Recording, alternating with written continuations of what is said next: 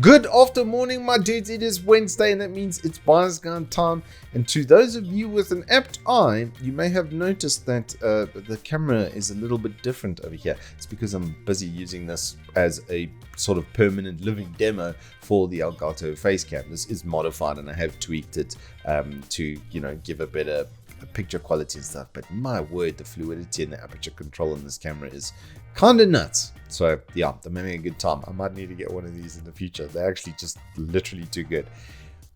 But the Easter specials have launched, and with 67 new deals we have across the Eveetch store over here.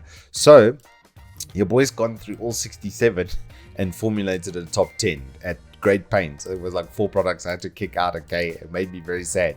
But for those that made it into the list, let's start off with the top 10. Starting off the top 10 at number 10, it's a 1 kilowatt 80 plus gold from Deepcool. This is a huge amount of power, even considering the power budgets of today.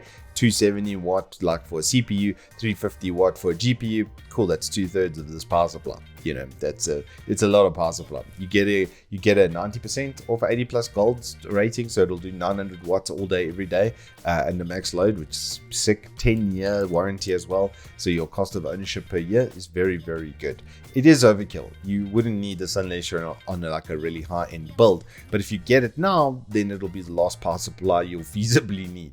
At number 9, we've got to give some love to Adata XPG. They've done a Gen 4 for 1,400 Rand, 1 TB as well. 6,800 write, 7,400 read with a little heatsink included on top of it. I just really like it. 5-year warranty as well. And Adata has been treating me extremely well with their memory products. So if those are anything to go on, I've had nothing but good times. I've basically had DDR5 with them since launch, and they've worked with everything. So to date, absolutely no complaints from me on Adata. At number 8, it's the best 60% that I could possibly suggest to you. It made my top 10 list last year, and it just continues to go on more and more aggressive specials. Normally you see these about 1819, so 17 just makes it that much better. And the keycaps, the switches, everything is just absolutely perfect.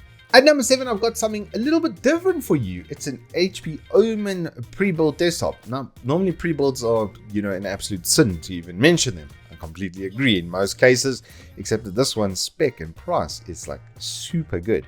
If you had to take each one of these components, the 12700K, the 16 gig RAM, the 1 TB drive, plus 2 TB hard drive, the 3070 Ti, it's got a proper Z690 chipset, 800 watt 80 plus gold certified power supply. Everything checks out. Everything checks out at the price point so well that if you had to go and spec a machine like this yourself, it would actually end up costing more. They have built-in water cooling as well. As far as I know, there should be water cooling for this particular model built in. I would just check with the sales guys because the listing doesn't really show it properly from what I can see. But having used these at Rage and just looking at the price point now, if you're buying a new desktop at 26K, I can't spec something better for you at this price. Well, I can't get a better spec at this price. At number 6, it's AOC's 24 165Hz IPS level display.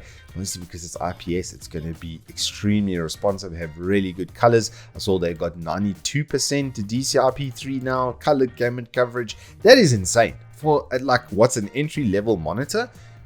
Mind-blowing. This particular monitor seems to have G-Sync as well, 4-year warranty. AOC just kind of killing it in the space right now. Their panels and stuff are absolutely fantastic. I'm not the biggest fan of the backing of these monitors. I think the back end here is about the only letdown on the product, and it's not something you're looking at all the time. So if it's no consequence to you as much as it is really no consequence to me, that's why this is pretty much the best price versus performance, like high refresh rate panel on the store. At number 5, it's the LS520 SE. It's basically the same as the LS520. It's just a different pump head. It's full aluminium block on this one, so it doesn't look quite as nice there, but everything else is pretty much almost exactly the same. A little bit worse fan, a little bit worse pump, etc, etc. It makes a 2% performance difference. So at 1,100 Rand coming in with a 5-year local warranty, we thank you for that, Deepcool. We thank you for that very much. At number 4, it's just another amazing special from HP. They further dropped the price on the Victus 16. It comes with the 12500H, which is absolutely monstrous. If you compared it to the Team Red equivalent, you're looking at like a 15% performance increase just because it's exactly the same price points basically. So yeah, Intel's really knocking it out of the park right now. Mobile, it's got a 3050 as well. It's got a really nice panel, 144 Hz IPS as well. So, and this is as far as I know, the last of the 16.1s. They're going to 15.6, and I really like the screen size. It feels really good inside of the frame. And similarly, the big Victus is pretty much the best price versus performance laptop you can get once again. 12700H in this little animal, 16 gigs DDR5, 512 gig drive, etc, 3060 is what they're slapping it in with. Same panel, finish, everything should be pretty much the same. And when I did my review on this with the older model, the cooling was absolutely fantastic. The CPU and the GPU only hit about 74 degrees. So the chassis does like a really good job, and it didn't blow the doors off. It wasn't extremely loud. We'll pop out a banner for you if you want to check the review on that sucker. In the run-up spot this week, it's a GPU from Saphire. They've landed on the Evetech store, and what a way to land with a 6,000 Rand 6600 6650 XT. What? It's kind of nuts. These Sapphire cards are also super overbuilt. I did a refurb on an old Vapor X recently on an R9 270X, and I believe the copper was artisanally made. It didn't have machining on it besides the surface that was lapped and polished. So yeah, I can see why these cards are some of the best and why they last incredibly long. Yeah, because they're super overbuilt. So 2-year warranty is the really only drawback for me, but at 6,000 Rand, it's kind of like, ugh. And similarly, in the number 1 spot, it's a 7950 XT for 15k, dog. How is this real, dude?